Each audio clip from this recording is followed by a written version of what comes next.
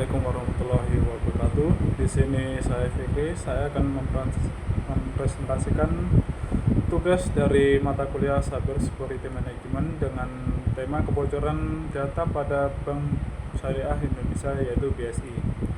Saya Fikri dari kelas MC 807. Oke, kita mulai dari latar belakang.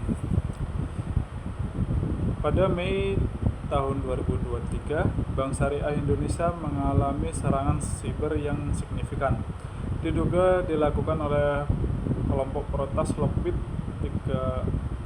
Serangan ini menyebabkan pengguna layanan perbankan termasuk ATM dan aplikasi mobile banking serta mengakibatkan kebocoran data nasabah.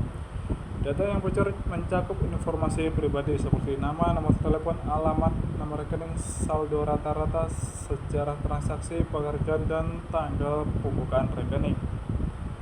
Kemudian upaya pencegahan dan penanganan. BSI segera mengambil langkah-langkah untuk mengatasi serangan tersebut, termasuk menghentikan sementara layanan yang terdampak dan melakukan investasi mendalam.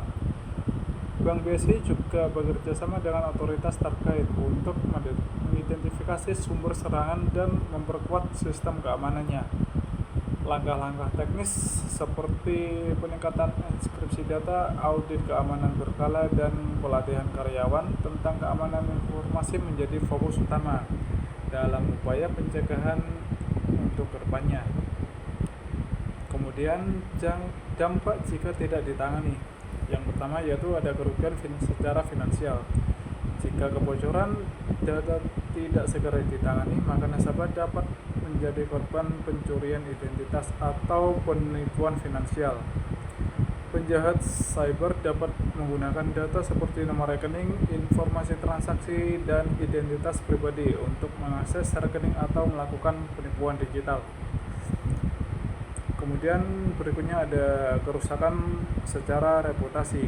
Ketika terjadi pelanggaran keamanan informasi, kepercayaan nasabah akan terguncang. Banyak nasabah mungkin memilih memindahkan dana ke bank lain yang dianggap lebih aman. Informasi negatif yang tersebar luas di media sosial juga dapat membentuk citra perusahaan menjadi lebih buruk, yang bahkan dapat berdampak selama bertahun-tahun semenjak insiden itu terjadi. Berikutnya yaitu ada gangguan operasional. Serangan cyber seperti ransomware seringkali membuat sistem informasi dan layanan digital menjadi tidak tersedia. Hal ini mengganggu kegiatan operasional sehari-hari, memperlambat transaksi, hingga membuat karyawan tidak bisa menjalankan tugas mereka secara optimal. Kemudian yang terakhir yaitu kehilangan keunggulan. Institusi keuangan yang gagal menjaga keamanan data akan tertinggal dibanding pesaing yang lebih sigap dan tanggap terhadap keamanan digital. Hal ini mengurangi daya saing di mata investor, mitra bisnis, dan secara regulator. Kemudian untuk yang terakhir yaitu ada kesimpulan. Kasus kebocoran data pada BSI menyoroti pentingnya keamanan informasi di sektor keuangan. Institusi keuangan harus proaktif dalam mengidentifikasi dan mengatasi potensi ancaman cyber melalui investasi dalam teknologi keamanan, pelatihan karyawan, dan kepatuhan terhadap regulasi.